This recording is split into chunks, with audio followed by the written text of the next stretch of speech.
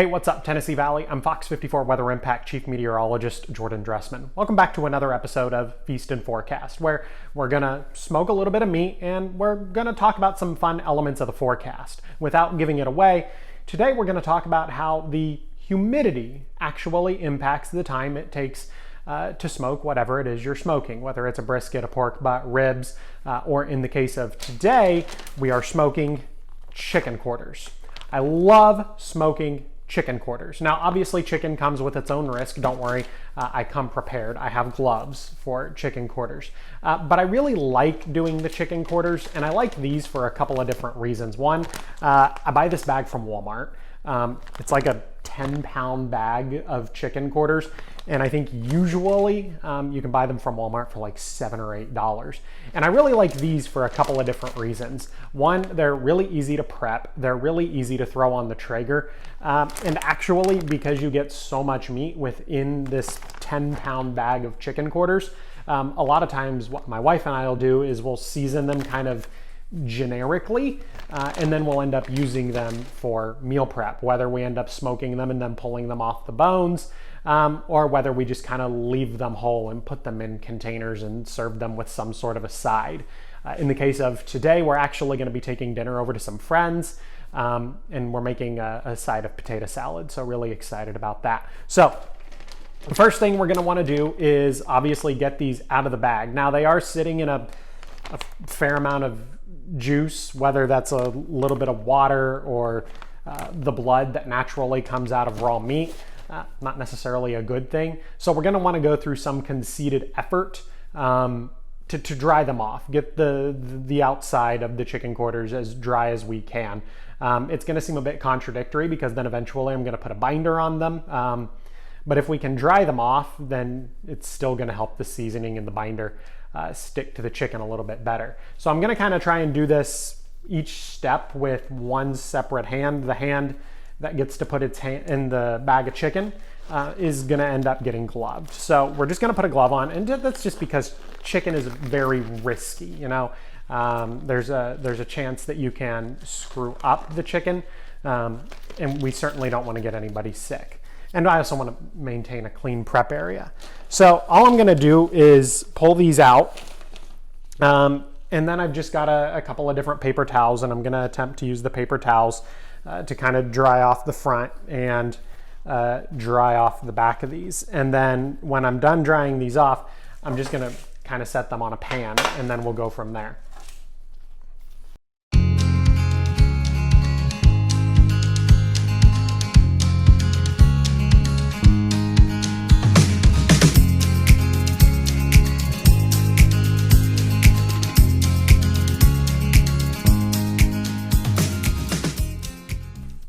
Okay, so our chicken quarters are now laid out on just a pretty standard baking sheet. Behind the scenes, I have a couple of other baking sheets because the entire bag was never going to fit onto one. We've also cleaned up a little bit. Obviously, chicken can make you sick if raw chicken is handled improperly. So we always keep a variety of paper towels and disinfecting wipes on hand, and we always kind of wipe down the area in between. So next, what we're going to do is season these. And just like the last time, I have mustard as a binder. I also have a glove on the right hand this time because I'm left-handed. So it's easier to work with the mustard and the seasoning with my left hand. And then I also have another seasoning. This one's just called Holy Gospel Barbecue Rub. It's from Meat Church. Like I told you in another video, my local Ace Hardware had these on sale, I think in the middle of the spring, and so I just bought a ton of flavors. Meat Church certainly does not sponsor me to hold this little bottle up, but I've had pretty good experiences with their stuff. So what we're gonna do is we're gonna take our mustard binder, and just like the last time, you're never gonna taste the mustard. You would never know there's mustard on these at the end if I didn't tell you about it at the beginning. So we're just gonna take our mustard and kind of squirt it all over the tops, and then we're going to use our seasoning and completely coat the chicken quarters. When we're done doing the front side, we're going to flip these over and then do the exact same thing on the reverse side, which is why I was somewhat diligent about trying to dry off both the fronts and the backs. And I did check and make sure this bottle of mustard was opened. So, and I like using the cookie sheet because I can just kind of go through and just kind of do a little bit of a line. And then I use the gloved hand to rub the mustard in. So we're gonna rub the mustard in, and then we'll get the seasoning on these.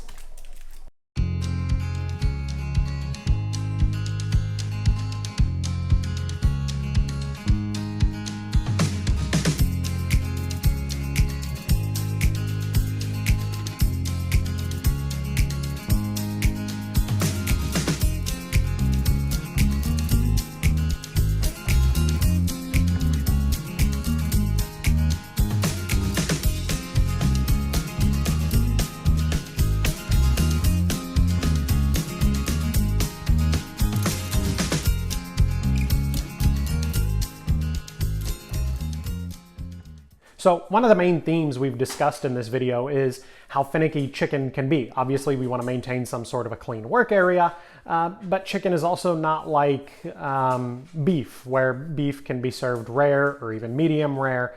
Chicken, we want to make sure it's done. So I'm really specific in making sure that that internal temperature is correct. So I just have a meat thermometer. This is the brand I prefer. It's called Meter. Again, they don't pay me or anything. I did a lot of research on TikTok and YouTube, and this is just what I prefer because I can stick these little probes inside the chicken quarters, and then I can monitor the whole thing from my phone. And that's what I like. I like being able to monitor the temperature from my phone. So that's really great. So I'm gonna stick these meat probes into just a couple of these. I have 2 probes, so I'm gonna stick it into a couple of these, and I'm gonna try and pick the thickest and meatiest part so that I can get a good accurate reading. And the goal temperature is gonna end up being right around 167 degrees Fahrenheit. Why is it gonna be 167 degrees Fahrenheit specifically? Because that's what the app tells me to do. The app says 167 is a really good number, and thus far it's proved to work for me. So we're just gonna take these probes out of their little, this is a charging case, I guess you could call it, and I'm gonna look through these and just pick a couple and stick these in the thickest part because the thickest part is gonna take the longest to cook.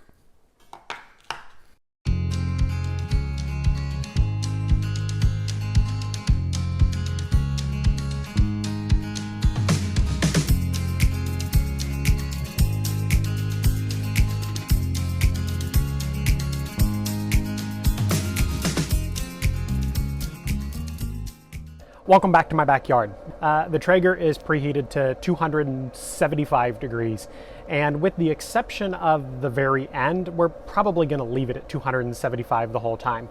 So we're just going to take the tray of chicken quarters and just kind of put them on the Traeger, kind of spread them out a little bit. I don't want them touching because I want the air within the Traeger to be able to move around and kind of cover all sides of our chicken quarters.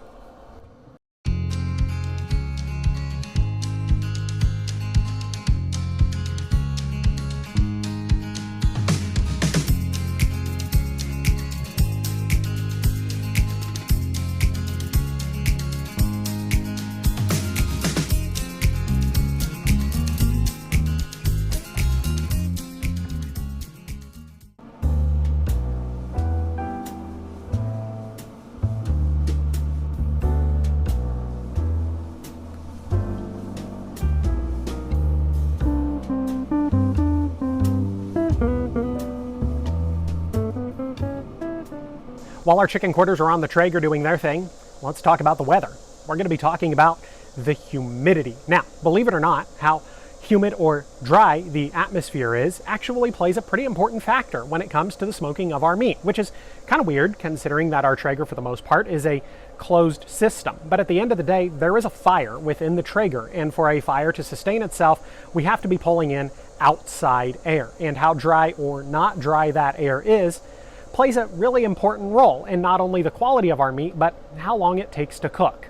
For example, if the air surrounding the Traeger, the air outside the Traeger, is more humid, then by nature we're already pulling a lot of moisture into the Traeger when we pull that air in to create the fire. that means you could end up talking about a juicier piece of meat without actually having to do any work like spritzing or anything like that. You're naturally going to get a juicier piece of meat because the air around the Traeger is already filled with more moisture. That also means your smoke ring could be a little more pronounced. The smoke ring is that layer of pink that is directly under the bark. Now, on the flip side of that, the Traeger actually has to work a little bit harder to pull in that more moist air, which could end up extending your cook time. So if you're in, say, the great state of Alabama, where it is humid most of the year, you're going to want to account for that. You're probably going to want to allow for a little bit of extra time. Now, this might be a little bit less noticed when it comes to a pellet smoker like my Traeger, and a little more noticed if you have an offset smoker, which means you actually have to add actual pieces of wood in order to maintain the temperature, whereas I just put a bunch of pellets in the hopper and the Traeger tends to do the rest. Arguably, working with a pellet smoker is a little bit easier. Now, let's say we're talking about a drier environment. There's less humidity. Obviously, it's going to feel more comfortable in North Alabama, Southern Middle Tennessee, right? But at the same time, it also means we're going to have to work a little bit harder to keep our piece of meat moist. If we're pulling in drier air, that means we're going to want to spritz our meat probably every 45 minutes to an hour in order to help that meat lock in a certain level of moisture. But you're not going to want to do that right away. You want to allow your bark to form. So in a lot of cases, you're going to want to let your meat sit on the Traeger for 1 to 2 hours. And then once you get beyond that 2-hour mark, then you're going to want to spritz it. And spritzing that meat, and you can use anything you want. I like to use regular Coke. At the same time, I've also used a combination of apple juice and apple cider vinegar. It kind of depends on what I'm cooking and the flavors that I'm going for. But spraying that meat allows it to gain some of that moisture that it's naturally losing because you're ingesting in a lot of dry air.